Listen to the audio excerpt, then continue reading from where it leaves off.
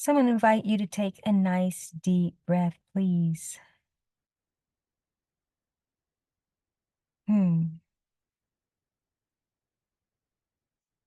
We're exhaling now.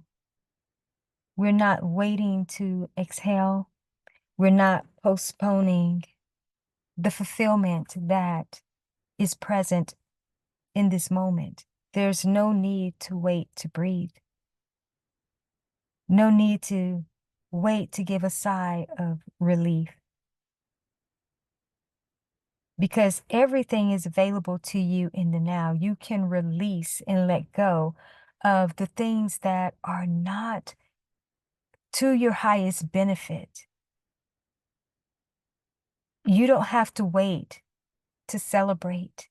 You don't have to wait until you have reached a goal. You don't have to wait to take a breather when you have completed certain things. You can exhale now. Breathe in the now. Breathe in the now. Because the now is all that you have. So often what keeps us confined and actually stuck in a place is this thing around waiting and trying to be patient for certain things. One of my colleagues years ago had these distinctions that she would make during certain talks about the power of being present versus being patient, so to speak. When you are present and fully here in the now, you're not having to actually be patient because each moment is providing for you something that is of great significance. And if you but connect to that moment, even though it may seem something subtle, it will pan out to be significant in terms of the impact that it can bring to your awareness, so that you realize how much power you have in this moment. And that's why you don't have to wait really for anything. And it may seem like we are in this waiting pattern, and that, again, you think you'll catch your breath after this big break. You catch your breath after you do this certain thing. No. Be breathing consistently. Keep exhaling now. Breath work is one of my extensive works that I love to incorporate into so many different aspects of what I do. And when we're constantly exhaling, again, we're not forfeiting, we're not postponing that very gift that's in the present. We can sit around and wait and wait and wait and wait and wait. But you're doing yourself a disservice. And trust me, you are actually doing others a disservice too, who feel like maybe they need that permission to breathe now, to release their cares now. And again, not looking to think you got to wait until all things are mapped out. Celebrate along the way. Keep breathing. Keep taking the breaths now. Don't let things stack up. That's how health challenges set in. That's how negative momentum works against you sometimes when you consistently wait. There's an old saying that weight broke the wagon down. And it's talking about, of course, tons and and masses in a sense, and that in volume, so to speak. But that's what negative or non-serving momentum does to you when you wait, when you keep waiting. Now, is there a such thing as there are things we're going to have to wait on? Yes, for sure. But I really love the power of looking at being present versus waiting, and looking at what is emerging and what are preparation phases. All right, parts of the journey that you are having to participate in order to get to that point or that marker, if you will, a destination, so to speak. Yeah, there are things you're going to have to do. Some things you're not going to have happen instantly in the now, but yet you're in the now, quote unquote, on the way to that. But the fullness of what needs to be in this moment is already here. Take a nice deep breath, please.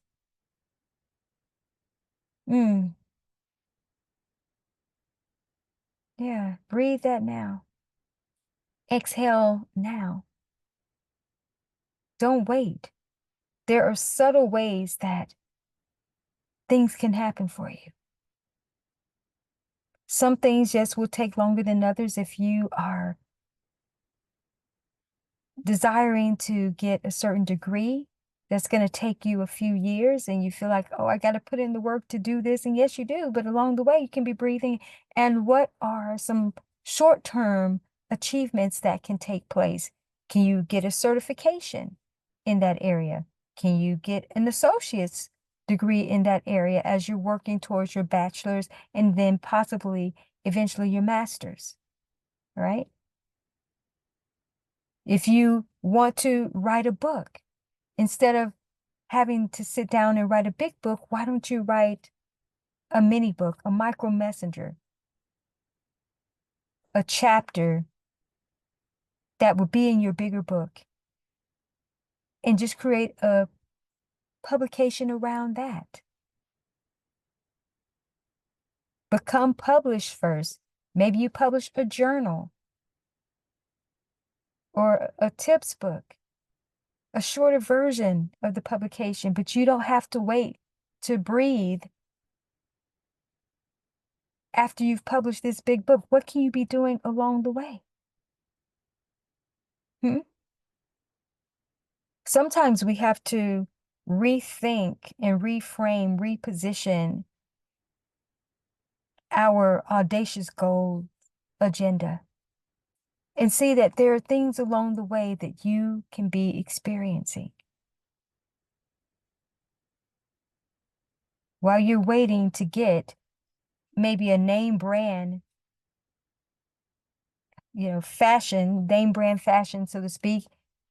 Is there a TJ Maxx version or an Old Navy version of that you can get?